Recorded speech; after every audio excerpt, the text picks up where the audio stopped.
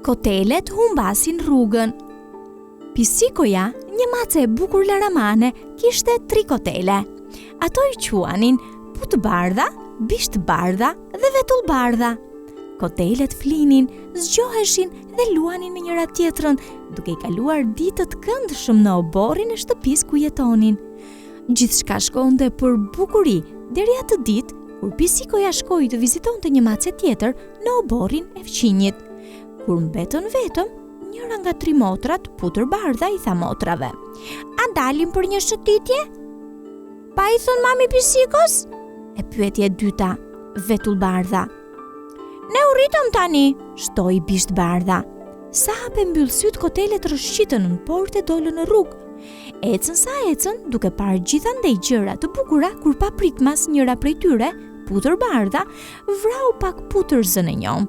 2 motrat e tjera mezje qetësuan. Më në fund u vunë sërish për udhë. Nga dopan shtëpi të mëdha e njerëz që nxitonin gjithandej. Të habituran nga gjithçka që shihnin, ato harruan se e kishte kaluar ora e drekës. Në të vërtet, Bishtbardha nisi të qante. E kishte marrë uria. Ç'të bënin motrat për ta qetësuar? Asgjë kundi nuk po shihnin ndonjë pellg qumshti. "Oh, kthehemi më mirë në shtëpi. Oh!" ja plasi të qarit ajo nga që kishte uri. Ec ashtu të lodhura e me lot në sy, kotelet nuk po arrinin askund. E ku na qenkej shtëpiza e tyre?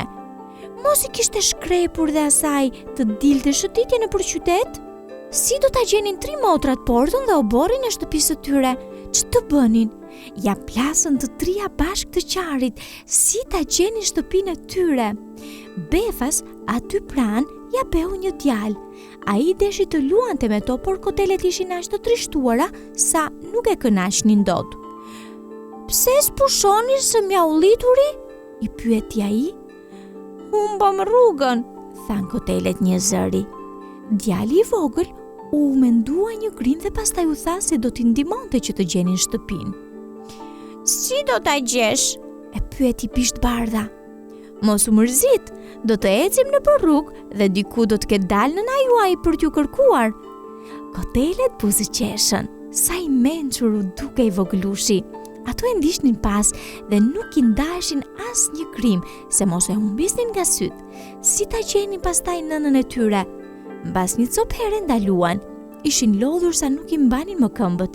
Atëherë voglushi i mori të 3 në krah dhe vazhdoi rrugën. Bishtbardhën e zuri gjumi, kurse Vetullbardha po ndihmonte motërzën e saj, Putërbardhën, për të nxjerrë një guriçk që i kishte mbetur në mes të gishtërinëve të putërës një mëzake. Mbasi u qetësuan dhe 2 kotelet e tjera ranë në gjumë. Ishin aq të lodhura dhe të uritura. Ec, kur sytë e vogëlushit kapën tek cepi një rrugicë një mace që mezi merrte frym. Kush e di sa kishte vrapuar? Ishte Pisikoja që kërkonte fëmijët e saj. Vogëlushi rreshti ecjen dhe i zgjoi kotelet. Ai u tregoi se po shihte një mace të shqetësuar e cila e kthente kokën gjithandej.